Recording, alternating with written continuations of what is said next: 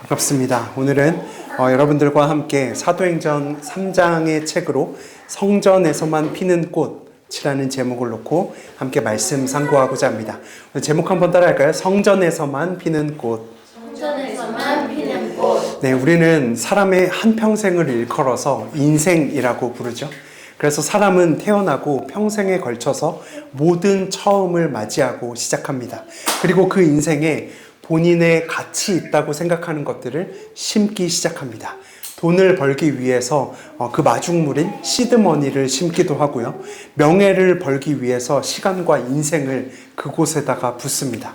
부모들은 자녀들에게 자신을 심으면서 늙어가곤 하죠.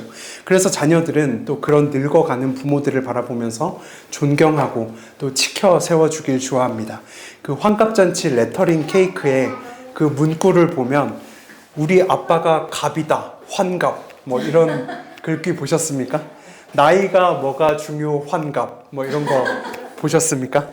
이런 시덥지 않은 말들로 케이크에 촛불을 붙이고 그 부모를 격려해 보려고 시도합니다. 부모들은 그때서야 내 인생의 꽃은 바로 너야 라고 이야기하면서 웃음 짓곤 하지요. 곧 인생의 어떤 종류든 씨앗을 잘 심으면 어떤 종류든 인생의 꽃은 피울 수 있는 게 맞습니다. 사람들은 그 인생의 모든 것을 심고 꽃 피우기 위해서 자신의 전 인생을 다 쏟아붓습니다. 그리고 어떤 결국을 맞이할까요? 좀 허무한 이야기지만 꽃이 가득한 장례식을 맞이하고 맙니다. 돈이 많았던 사람들, 명예가 높았던 사람들, 더 존경받았던 사람들은 더 화려하고 더 멋진 장례식을 준비하게 됩니다. 그래서 늘 왕의 무덤은 가장 화려하고 가장 목이 좋은 곳에 선점하고 있죠. 그리고 많은 사람들이 찾아와주고 함께 더 울어줍니다. 화환이 빈소 가득 복도에 가득 찼습니다. 관짝 곁에 더 화려하고 비싼 꽃으로 치장되더라는 것이죠. 그렇게 내 무덤만 꾸미다가 다음 곳으로 가는 사람들, 그 사람은 정말 마지막 순간까지 뿌듯한 마음으로 눈을 감았을까요? 그렇지 않을 것입니다. 예수가 없다면, 예수 소망이 없다면, 우리가 아까 외쳤던 그 하나님 나라의 소망이 없다면 그 사람은 그 사람의 마지막은 분명히 두려웠을 것이며 허무가 그 사람을 사로잡았겠지요. 우리는 오늘 부른 그 찬양처럼 하나님 나라를 요청할 수 있어야 합니다. 하나님 나라 그것을 꿈꾸고 소망할 수 있어야 됩니다. 그것만이 저희들의 영혼을 보장해 주기 때문에 그렇습니다. 말씀으로 확인할 텐데요. 우리 고린도전서 15장 50절 말씀 함께 읽겠습니다. 시작. 그러나 내가 이것을 말하노니 혈과 육은 하나님 나라를 이어받을 수 없고 또한 썩는 것은 썩지 아니하는 것을 유업으로 받지 못하느니라. 아멘. 자, 보십시오. 굉장히 충격적인 이야기입니다. 혈과 육의 씨를 심었습니다. 곧 인생이라고 하는 기차에다가 내가 소중하다고 여기는 가치를 다 심어서 태웠는데 다음 여기 하나님 나라가 아니더라는 것입니다.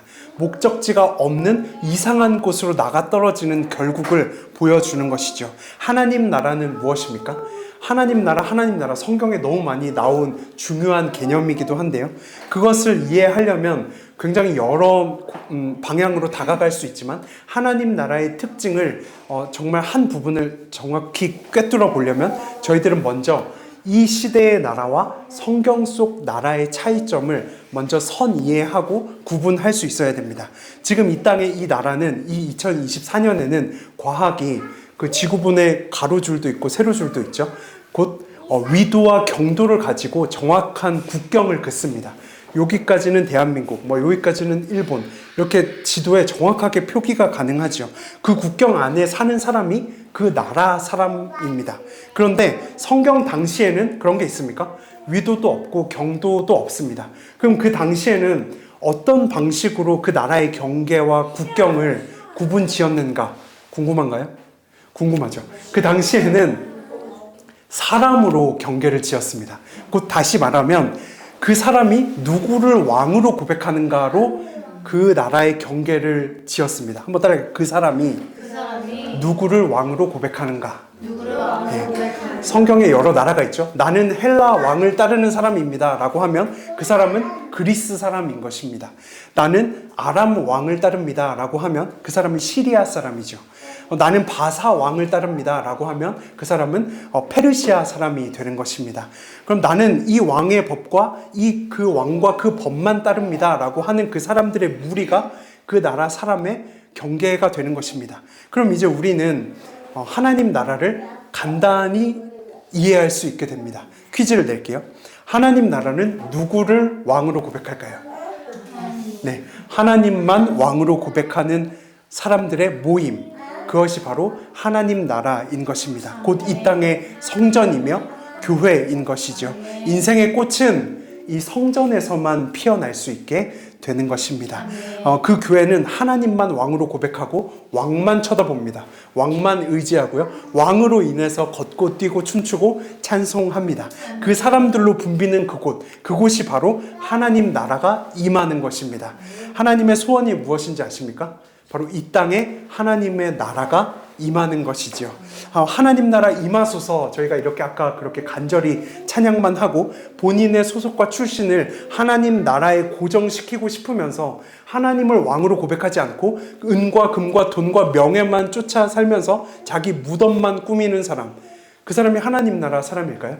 그것은 두 주인을 섬기는 이상한 잡족이죠. 그렇지 않겠습니까? 네. 실상은 본향 주소지를 제대로 정리해야 합니다. 내가 영적인 소속이 어디인지, 내가 진짜 하나님만 왕으로 고백하고 있는지, 나는 정말 하나님 나라 사람의 믿음의 행위를 하고 사는 사람인지 저희들은 시시로 때때로 계속해서 점검해야 하는 것입니다. 한번 따라할까요? 인생의 꽃은 이 성전에서만 피어납니다. 네, 우리 메시지처치가 하나님만 왕으로 모시며 하나님 나라를 받아내는, 그 하나님 나라에 도달하는, 그래서 그곳에 머무는 축복이 있기를 이 말씀드려 주님의 이름으로 소원합니다. 자, 그럼 이제 이 서론의 앵글을 가지고 저희들은 본론을 들여다 봐야 하는데요. 오늘 본문엔 성전에서 꽃 피우지 못하는 한 사람의 하나님 나라 스토리가 정확히 기록되어 있습니다. 저희들에게 너무나도 익숙한 본문이죠. 너무나도 잘 아는 본문이죠. 바로 성전 앞에서 인생의 꽃을 피워보고 싶어도 피워낼 수 없는 정말 딱한 처지의 불구자 한 명의 이야기입니다. 오늘 이 이야기가 남의 이야기가 아니라 저희들의 이야기가 될 수 있기를 간절히 소원합니다. 이제 한 절씩 보도록 할 텐데요. 사도행전 3장 1절 말씀 읽겠습니다. 시작. 제9시 기도 시간에 베드로와 요한이 성전에 올라갈세. 아멘. 사도행전 1장과 2절에 오순절이 끝났고 이제 평범한 어느 일상입니다. 그 평범한 어느 날 오늘 본문이 시작되었죠. 제9시 기도 시간에 라고 합니다. 당시에 전통 유대인들은 하루에 몇 번 기도했을까요? 3번 버릇처럼 습관처럼 기도했습니다. 오늘 제9시는 바로 이 메시지 처치 예배 시간 오후 3시경을 이야기하는 것이죠. 말씀 볼 텐데요.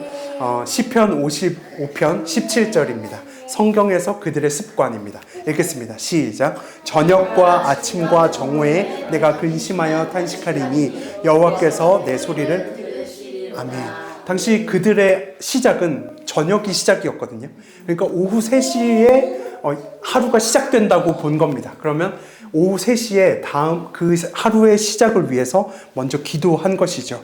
오후 3시에, 오전 9시에, 그리고 정오 12시에 이들은 가까이 있는 자들은 직접 올라가서 기도했고, 거리가 멀면 그곳을 쳐다보면서 성전으로 방향을 향해서 하루에 3번씩 꼭 그렇게 기도했습니다. 또 하나, 베드로와 요한이 성전에 올라갔다라고 기록하고 있습니다. 지금 성경 저자 누가는 이 기적의 이야기가 비유나 허구나 꾸며낸 이야기가 아닌 것을 계속해서 증명하고 싶어 합니다. 왜냐하면 시간이 나왔고요. 그리고 베드로와 요한 2명 이상의 증인이 지금 등장하고 있고 성전이라고 하는 장소도 나와 있습니다. 그러니까 이것은 꾸며낸 이야기가 아니야. 이것은 실제야. 이것은 진짜로 있을 일을 내가 지금부터 말할 거야 라고 선포하고 시작하는 것이죠. 이 성전에서 어떤 일이 일어나는가 저희들은 확인해야겠죠. 사도행전 3장 2절 다음 절 말씀입니다. 함께 읽겠습니다. 시작. 나면서 못 걷게 된 이를 사람들이 메고 오니 이는 성전에서 구하기 위하여 이문이라 들었느니라. 아멘. 잘 보십시오. 지금 베드로와 요한도 성전으로 오고 있습니다. 근데 거기에 지금 많은 사람들이 또한 성전으로 몰려들고 있습니다. 지금 안진뱅이는 어디로 오고 있습니까? 안진뱅이도 성전으로 오고 있습니다. 어쨌든 다 성전으로 모여들고 있죠. 오늘 안진뱅이가 일어나기 전에 이곳에 지금 완벽한 하나님의 무대가 준비되고 있는 것이 혹시 여러분들의 눈에도 보이십니까? 모두가 다 성전으로 모여들고 있는 장면입니다. 믿음이 태산 같은 사람이든 믿음이 겨자씨만한 사람이든 일단 가장 중요한 것은 일단 성전에 모여서 무언가 심으려고 들 때 그때 그곳은 하나님의 무대가 될 수 있습니다. 하지만 오늘 안진뱅이는 그만큼의 믿음도 가지지 못한 것으로 여겨집니다. 무엇이 그것을 증명합니까? 그 사람의 온 목적, 오늘 본문 말씀은 구걸하기 위하여라고 기록하고 있기 때문입니다. 이 안진뱅이는 어떤 사람이었을까요? 먼저는 사도행전 4장에 보면 그 사람의 나이가 나와 있는데 40여 세 정도 되었다라고 기록합니다. 한 40대 정도가 된 사람이었습니다. 그리고 원문 번역으로 보면 모태부터 못 걷던 사람이었습니다. 이런 사람들은 성경의 율법에서 성전에 들어갈 수가 없는 사람이었습니다. 뭔가 부족했기 때문이었죠. 흠이 있었기 때문이었습니다. 레위기 말씀으로 확인할 텐데요. 21장 18절 말씀 함께 읽겠습니다. 시작. 누구든지 흠이 있는 자는 가까이 하지 못하니 곧 맹인이나 다리 저는 자나 코가 불완전한 자나 지체가 아멘. 많지만 여기까지만 볼 텐데 기형인 것입니다. 이동권이 조금도 없어서 매일 누군가 그를 메고 그곳에 둬야 합니다. 구걸도 마음대로 할 수 없습니다. 구걸하려면 또 나를 구걸할 수 있게 구걸해야 합니다. 나를 그곳에 매어 갖다 달라고 이야기하는 것이죠. 뭔가 누를 끼치는 인생이고 어쩌면 존재 자체가 누군가에게 항상 폐가 되는 존재였습니다. 그가 유일하게 할 수 있는 사회 활동은 적선의 활동이었습니다. 그 사람이 40평생에 가장 많이 했던 말은 자비를 베풀어 주세요라고 하는 대사일지도 모릅니다. 자, 그러면 이 안진뱅이를 이 정도로 정리하고, 자, 그러면 이 장소인 미문은 어떤 곳이었을까요? 당시에 이 성전 미문 앞은 이방인의 뜰과 뭐 여인의 뜰, 지성소 막 이런 식으로 겹겹이 들어갈 수가 있었거든요. 그 풍경은 어떠했는가를 확인해야 되는데 성경으로 한번 확인해 보겠습니다. 마가복음 12장 41절 말씀 함께 읽겠습니다. 시작. 예수께서 헌금함을 대하여 앉으사 우리가 어떻게 헌금함에 돈 넣는가를 보실세 여러 부자는 아멘. 지금 정확히 안진뱅이도 여기 앉아 있습니다. 여기 앉아서 사람들이 돈을 어떻게 넣고 있나 뭐 이렇게 보는 거죠. 그 뒤통수를 쳐다보고 있습니다. 그리고 그 사람이 돈을 넣고 가면 저기요, 여기 제가 있습니다. 저에게도 자비를 베풀어 주세요. 저에게도 한 입 주세요. 두 입이면 더 좋습니다. 뭐 이렇게 한 푼 줍쇼, 두 푼 줍쇼를 하면서 콩고물이 없을까를 기대하던 사람입니다. 이 사람의 행복은, 그 사람의 행복의 기준은 그날 내 주머니에 동전이 얼마나 많이 짤랑거리는가. 내가 그날 뭔가를 벌어서 동전이 짤랑짤랑하면 그날은 포식하는 날. 그날 주머니가 텅텅 비면 그날은 배가 고픈 날. 그런 처지의 사람이었습니다. 그 사람은 오늘도 40년째 그 자리에 지금 앉아 있는 것입니다. 성전 미문은 헤롯이 지은 성전이었거든요. 근데 미문은 말 그대로 영어 성전에서 뷰티풀 게이트라고 되어 있습니다. 저 어릴 때 이 미문이 꼬리 밑자인 줄 알고 성전 맨 끄트머리에 있는 문인가? 뭐 이런 생각도 했었는데 그 미문은 아름다운 문이었습니다. 높이 23m고요. 금과 은과 청동으로 꾸며진 그 모든 헤롯 성전의 8개 문 중에 가장 아름다운 문이었습니다. 하지만 공교롭게도 그 문은 평민들이 지나다니던 평민문이었습니다. 이유를 이야기하자면 길지만 정치적인 목적 때문이었거든요. 그러니까 민심을 사기 위해서 평민이 다니는 문을 제일 신경 써서 제일 예쁘게 지나다녔죠. 자부심이 이렇게 생길 수 있도록 그렇게 지었습니다. 아무튼 온갖 기교와 거금을 들인 이 문과 오늘 건강조차 없어서 구걸해야 하는 이 불구자를 이 기적의 무대 가운데 함께 세팅해 두었습니다. 이거 굉장히 극단적이죠. 하나님의 기적은 항상 이렇게 극단적인 배경 가운데 일어납니다. 그 이유는 무엇일까요? 도무지 꽃이 피울 수 없는 황무지 같은 곳에서도 하나님은 오늘 꽃 피울 수 있다라는 것을 보여주시기 위해서, 역전에 하나님이 일하실 것이다 라는 것을 보여주기 위해서 하나님께서 항상 이렇게 극단적인 장면으로 역사를 시작합니다. 적군이 코앞에 다 왔을 때 바다를 코앞에서 가르고, 죽음의 바다를 대뜸 걸어가게 하시기도 하고, 마른 뼈가 살아나게 하시기도 합니다. 전부 다 역전의 하나님의 능력을 강조하기 위함입니다. 그런 의미에서 본문은 오늘 이 성전 미문을 오늘의 구원의 무대로 지금 정하신 것이죠. 이 무대는 하나님이 꾸미실 것입니다. 그럼 이제 이들은 어떤 방식으로 이 무대를 즐기고 채워나가는가? 그것은 바로 시선의 문제입니다. 한번 따라할까요? 시선의 문제. 시선의 문제. 똑바로 이 무대를 잘 쳐다보는 사람이 오늘 이 역사를 만끽하게 되는 것입니다. 다음 절인데요. 성경 말씀 3절부터 5절까지의 말씀 가장 중요합니다. 읽겠습니다. 시작. 그가 베드로와 요한이 성전에 들어가 베드로가 요한과 더불어 축원하이르되 우리를 보라니 그래서 무엇을 얻을까? 아멘. 자, 여기 본다라고 하는 개념의 단어가 몇 개가 등장했습니까? 4개가 등장했습니다. 그런데 정말 신기하고 재밌는 것은 성경 원어에는 이 4가지 본다가 다 다른 단어로 기록되어 있습니다. 우리도 무언가 볼 때 되게 다양한 자세로, 태도로 볼 수 있잖아요. 이렇게 째려볼 수도 있고, 눈총을 확 쏘버릴 수도 있고, 이렇게 사랑스러운 눈빛으로 볼 수도 있고, 주시할 수도 있고, 응시할 수도 있고, 막 여러 가지 단어들이 있죠. 이 4가지가 다 다르게 기록되어 있습니다. 재밌겠죠? 네. 먼저 3절에 이 안진뱅이가 지나가는 베드로와 요한을 봤습니다. 이것은 영어 성경에서 그냥 본 겁니다. 건성으로 건조하게 목적 없이 그 베드로와 요한을 쳐다봤습니다. 그런데 베드로와 요한은 달랐습니다. 그를 어떻게 했습니까? 주목하여 봤습니다. 이것은 아테네조라고 하는 단어인데, 응시해서 주목해서 유심히 그 안진뱅이를 쳐다본 것입니다. 그리고 4절에 거린에게 요청합니다. 너도 나를 건성으로 쳐다보지 말고 블레포해라. 너도 우리를 쳐다보라 라고 이야기합니다. 그러니까 너 정신을 차리고 우리를 초점을 맞춰, 나한테 초점을 맞춰, 이렇게 이야기한 것입니다. 그랬더니 그 안진뱅이가 순종하고 그 사람을 뚫어지게 주시합니다. 그 단어 역시 에페코라고 하는 단어인데, 굳게 잡다, 붙잡다라는 단어입니다. 곧 다시 말하면 건성으로 오늘 목적 없이 이 베드로와 요한을 쳐다봤던 거린에게 베드로와 요한은 나를 똑바로 쳐다봐라, 나한테 초점을 맞춰라, 내가 너한테 줄 게 있어 라고 이야기했더니 거린도 그를 응시한 것입니다. 자, 여기서 첫 번째 기적의 원리가 기록되어 있습니다. 한번 따라할까요? 기적은 응시와 응시가 만날 때 일어납니다. 응시가 만날 때 일어납니다. 베드로의 응시와 이 불구자의 응시가 오늘 부딪혔습니다.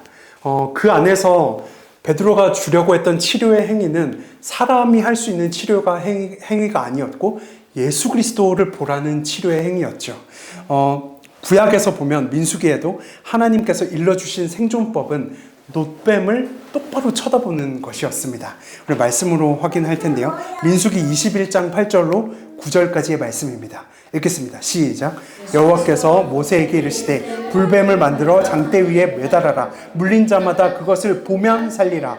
모세가 놋뱀을 만들어 장대 위에 다니 뱀에게 물린 자가 놋뱀을 쳐다본즉 아멘. 자, 8절에 보면이라는 것은 하나님을 쳐다볼 때 그 시선에 쓰인 단어가 사용되었습니다. 쳐다본즉이라는 단어는 역시 주시하고 집중해서 응시하는 것을 얘기하는 것이죠. 그러니까 곧 기적은 주님을 똑바로 쳐다볼 때 일어나게 되는 것입니다.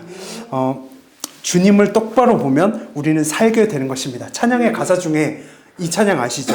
똑바로 보고 싶어요 주님, 온전한 눈짓으로 똑바로 보고 싶어요. 주님, 곁눈질 하긴 싫어요. 하지만 내 모습은 온전치 않아서 세상이 나를 보는 눈은 마치 날 죄인처럼 멀리하며 외면을 하네요. 이렇게 찬양하곤 했죠. 사람들은 그의 장애와 선천적인 그 기형을 주목했지만 오늘 여기서 베드로와 요한은 다른 것을 보았습니다. 그것은 바로 멈추고 그의 영에 집중했다는 사실이죠. 40년 동안 당연한 곳에서 당연하듯 구걸했던 그 사람을 다른 사람들은 항상 당연하게 지나쳤습니다. 하지만 베드로와 요한은 그 앞에서 멈췄습니다. 여기서 두 번째 기적의 원리를 찾아낼 수 있는데요. 그것은 바로 멈추는 것입니다. 한번 따라해요. 기적은 멈출 때 일어납니다. 여러분도 하나님 앞에서 때때로 시시로 자주씩 멈추시기를 주님의 이름으로 축복합니다. 기계적인 구걸, 기계적인 삶 앞에서 저희들이 멈추기란 쉽지 않지만 베드로와 요한과 거리는 오늘 셋 다 지금 멈춰서 서로를 뚫어지게 쳐다보면서 하나님의 역사를 기대하고 있습니다. 우리는 언제 멈추고 언제 응시할 수 있을까요? 사랑할 때 멈출 수 있습니다. 하나님도 하나님이시기를 멈추고 저희들에게 아들을 보내셨습니다. 그것은 사랑이었습니다. 아기가 울면 부모는 어떻게 하나요? 하던 일을 멈추죠. 사랑 때문입니다. 묵상과 기도와 하나님의 교제는 이렇듯 멈추는 문제에서 시작됩니다. 우리가 이 사랑을 가지고 누군가 앞에서 멈추고 손 내밀어 일으켜 줄 수 있다면 그것은 손해의 시간이 아니라 하나님의 나라가 이루어지는 작은 장소가 될 수 있는 것입니다. 우리 메시지처치 성도님들이 시시로 하나님 앞에서 멈추시고 하나님께 묻고 하나님께 그 음성을 세밀하게 반응하며 하나님의 나라를 누릴 수 있는 축복이 있기를 이 말씀 빌려 주님의 이름으로 소원합니다. 자, 6절 말씀 이어서 볼 텐데요.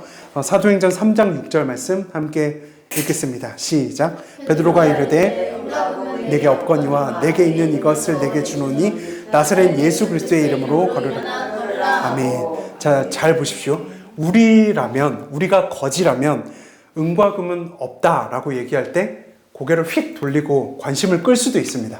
그러니까 손절할 수 있죠. 나는 은과 금만 원했는데 은과 금은 없다. 이렇게 시작하면 그 사람의 관심이 거기서 끊어질 수 있습니다. 하지만 안진뱅이는 베드로를 끝까지 들여다봅니다. 베드로도 이 긴 문장이 끝날 때까지 그 거린을 끝까지 쳐다봅니다. 기적이 일어날 때까지 응시와 응시가 멈추지 않고 있는 것이죠. 그러므로 거린은 지금 은과 금을 기대하고 있는 것이 아닙니다. 무엇 때문에 그 베드로의 얼굴을, 눈을 똑바로 쳐다보고 있었을까요? 베드로 또한 왜 그 거린을 향해서 끝까지 눈 마주치면서 이 선포를 하고 있을까요? 저희들은 그것을 발견해내야 하는데요. 그 힌트가 사도행전 14장 8절과 9절에 이 루스드라라는 불구자를 고친 사건에서 그 힌트를 얻어낼 수 있습니다. 조금 길지만 함께 읽겠습니다. 중요합니다. 시작. 루스드라에 발을 쓰지 못하는 한 사람이 앉아 있는데 나면서 걷지 못하게 되어 걸어본 적이 없는 자라. 바울이 말하는 것을 듣거늘 바울이 주목하여 구원받을 만한 믿음이 그에게 있는 것을 보고. 자, 보십시오. 구원받을 만한 은과 금을 보고 있는 게 아닙니다. 구원받을 만한 믿음이 그에게 있는 것을 지금 본 것이죠. 베드로가 요한이 지금 시계를 뭘 찾나, 얼마나 비싼 옷을 입었나, 얼마나 예쁜 신발을 신었나, 이런 것을 쳐다본 게 아닙니다. 그에게 구원받을 어떤 건덕지가 있나? 오늘 하나님의 역사가 일어날 수 있을까? 이러한 기대심을 가지고 지금 그들은 눈을 마주치고 있는 것입니다. 오늘 그 구원의 건덕지, 그것은 무엇이었을까요? 바로 예수 그리스도의 이름입니다. 한번 따라할까요? 예수 그리스도의 이름. 예수 그리스도의 이름. 네. 오늘 본문에 예수 그리스도의 이름으로 걸으라고 했다고 해서 많은 사람들이 오해하고 있는 것이 한 가지 있습니다. 그것이 무엇이냐면 바로 이 예수 그리스도의 이름을 도구로, 서명으로 남용하는 것입니다. 제가 예전에 어떤 할머니 성도님을 알고 있는데 그 할머니 성도님은 이 교회에 오면 기도를 어떻게 하셨냐면 항상 이렇게 기도하셨어요. 예수피, 예수피, 예수피, 예수피. 계속 예수피, 예수피 이것만 하셨어요. 그러니까 의심이 많았던 그 믿음의 사건 앞에서 그 보혈의 이름의 능력을 외치며 그 의심이 사라지길 바라셨겠죠. 근데 저는 그 장면을 보면서 의심이 사라지는 게 아니라 의식이 사라질까봐 걱정했더라는 거죠. 분명히 예수의 보혈의 힘의 능력은 있지만 그것은 도구가 아닙니다. 영어 성경에서도 오늘 이 본문에서 예수 그리스도의 이름으로 걸으라 라고 했을 때 그 이름으로 라고 하는 그 부분은 이에수스 크리스토스 오노마 엔, 곧 예수 안에서 걸으라 라고 원문 성경은 기록되어 있습니다. 영어 성경에서도 In the name of Jesus라고 기록되어 있거든요. 예수 안에서 일어나 걸으라 라고 요청한 것입니다. 내 소원을 말하고 예수의 이름을 마지막에 써붙여 놓고 서명하고 찍어내는 것은 하나님의 이름을 망령되이 일컫는 십계명을 범하는 범죄일 수 있습니다. 그렇다면 오늘 이 본문에 나사렛 예수의 이름으로 걸으라 라고 하는 이 말은 다시 말하면 어떤 말이냐면 너의 믿음을 은과 금에 두는 것을 멈추고 이제 예수 그리스도 안에 너의 시선을 두라는 것입니다. 예수 그리스도의 이름 안에 너의 믿음을 놓고 일어나 걸으라 라고 요청한 것이죠. 거리는 동전 한 잎을 원하는 상황이었습니다. 하지만 베드로는 대뜸 그것보다 수백 배 수천 배의 가치가 있는 은과 금을 요청하고 있는 것이죠. 그런 건 없어 라고 이야기합니다. 왜 그랬을까요? 왜 한 입 주쇼 두 입 주쇼 하는 사람한테 은과 금은 없다라고 얘기할까요? 그 말은 은과 금이 있어도 너는 소망 없는 사람이야. 한 입 두 입보다 은과 금이 있어도 너는 절대로 소망 없는 사람이야. 너의 무덤만 꾸밀 뿐이야 라고 이야기하고 있는 것이죠. 진짜 회복은 예수 그리스도의 이름에 있는 것입니다. 그렇게 했을 때 이 안진뱅이가 오늘 일어나게 되는데요. 간단하게 세 가지 정도로 그의 회복을 살펴보고 말씀 마치도록 하겠습니다. 어떤 회복을 그가 받는가? 첫 번째는 육체가 회복됐습니다. 따라할까요? 육체가 회복되었습니다. 육체가 회복되었습니다. 사도행전 3장 7절로 8절까지의 말씀인데요. 함께 읽겠습니다. 시작. 오른손을 잡아 일으키니 발과 발목이 곧 힘을 얻고 뛰어서서 걸으며 그들과 함께 성전으로 들어가면서 걷기도 하고 뛰기도 하며 하는. 네. 자, 먼저 발과 발목에 힘이 생겼습니다. 원어로 보면 성경에 여기밖에 안 나오는 단어예요. 그러니까 발과 발목은 되게 흔한 단어잖아요. 근데 왜 여기만 나왔을까요?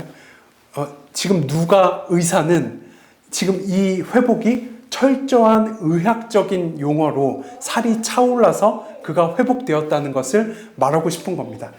뭐가 있을까요? 예를 들면 뭐 아킬레스건 뭐 그런 단어 있잖아요. 그런 식으로 지금 이 회복을 설명하고 있는 것입니다. 이 힘은 알 수 없는 작용으로 인해서 살이 차올랐다는 것입니다.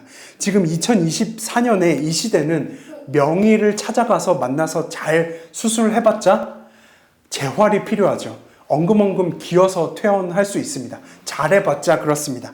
그런데 오늘 이 본문에 뛰었다라고 하는 표현이 두 번 나오는데 두 표현은 다른 단어로 기록되었거든요. 첫 번째 뛰었다라는 표현은 놀랍게도 용수철처럼 뛰었다는 표현입니다. 아니 40년 만에 지금 처음 일어났는데 용수철처럼 뛰었다는 것. 저만 신기한가요? 너무 신기하죠? 이렇게 영화에 보면 그 안진뱅이가 막 이렇게 하거든요. 잘못됐어요. 원어로 보면 그는 단번에 일어나서 용수철처럼 뛰어다니는 사람입니다. 근데 더 신기한 건 첫 번째 단어보다 더 신기한 건 두 번째 단어에 뛰기도 하며라고 나와 있죠. 저 뛰기도 하며에 나온 이 할로마이라는 단어는 솟아오르다라는 단어거든요. 이 단어가 어디에 사용되었는지 저희 성경으로 확인해야 되는데요. 요한복음 4장 14절입니다. 함께 읽겠습니다. 시작.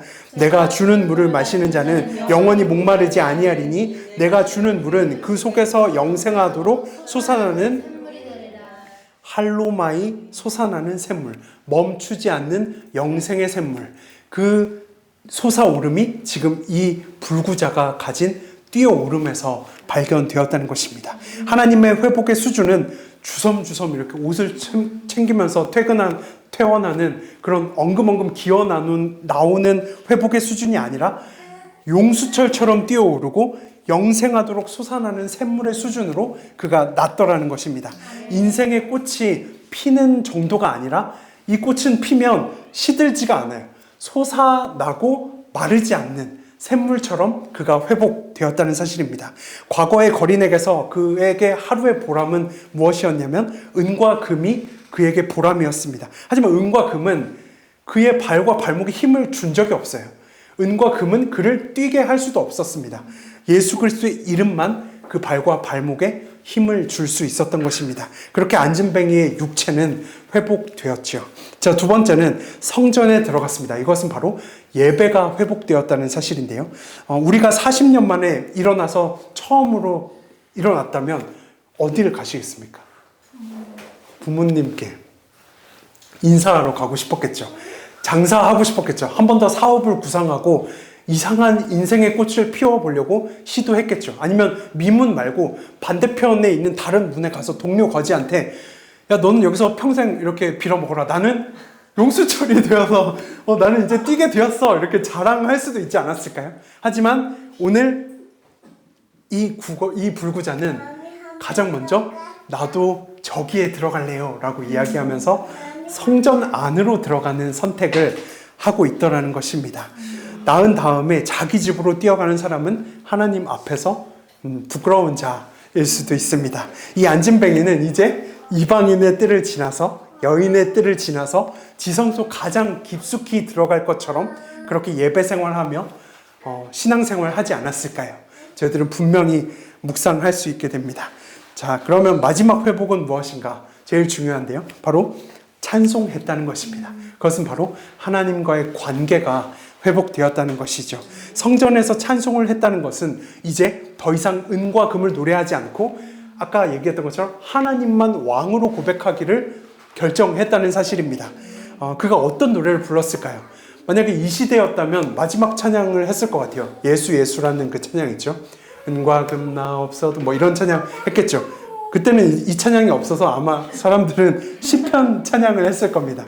시편 찬양에서 어떤 찬양을 했을까 제가 상상해 봤는데 이런 찬양을 했을 것 같아요. 함께 읽겠습니다. 시작. 찬송하라 하나님을 찬송하라. 찬송하라 우리 왕을 찬송하라. 하나님은 예로부터 나의 왕이시라. 사람에게 구원을 아멘. 자, 거리는 아마 이 시편 가사의 고백으로 그날 찬송하며 용수철처럼 뛰며 노래하며 뛰며 그렇게 찬양했을 것입니다. 이것이야말로 진짜 인생의 꽃인 것입니다.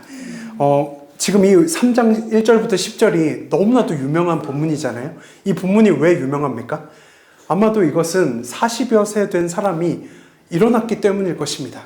그런데 그것보다 더 큰 기적은 이 사람이 일어나서 미문에 들어간 것이 큰 기적이 아니라 이 사람이 이제는 더 이상의 그 이전의 은과 금만 쳐다보는 삶을 청산하고 구원의 문으로 들어간 게 가장 큰 기적이라는 사실입니다. 그것은 바로 시들지 않는 꽃 때문이었습니다. 영생하도록 솟아나는 믿음의 선물이 그에게 주어진 것, 그것이 가장 큰 이 본문에 나타난 기적인 것입니다. 말씀 정리하겠습니다. 오늘 본문에 구걸하는 이 거지에게 베드로가 왔습니다. 하지만 이것은 사람이 온 게 아니에요. 그럼 무엇이 왔을까요? 하나님의 나라가 그에게 온 것입니다.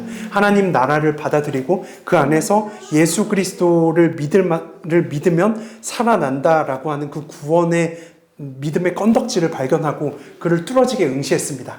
서로가 서로에게서 하나님을 바라보며 역사를 기대하며 응시했을 때 불꽃은 튀었고 그는 걸었고 뛰었고 찬송했습니다. 은과 금을 구걸하지 않고 예수를 구걸했습니다. 아멘. 여러분들에게 이 말씀 빌려 주님의 이름으로 축복합니다. 은과 금을 구걸하지 마시고 예수를 구걸하십시오. 여러분들의 삶의 가치를 예수에 두십시오. 아멘. 그 꽃이 필 때 그 꽃은 지지 않습니다. 시들지 않습니다. 이 땅에서 무덤만 꾸미지 마십시오. 아멘. 이 무덤도 몇백 년 지나면 다른 걸 묻어야 돼서 다 사라질 수밖에 없습니다. 영원한 시들지 않는 꽃, 예수 그리스도의 이름을 붙잡고 나아가시고 그 이상한 미문에서 쭈그려 앉아 계시지 마시고 예수 그리스도의 이름을 언제나 원하며 하나님 나라를 요청하며 간구하며 나아가는 우리 모든 메시지처치 성도님들이 되시기를 이 말씀 빌려 주님의 이름으로 축원합니다.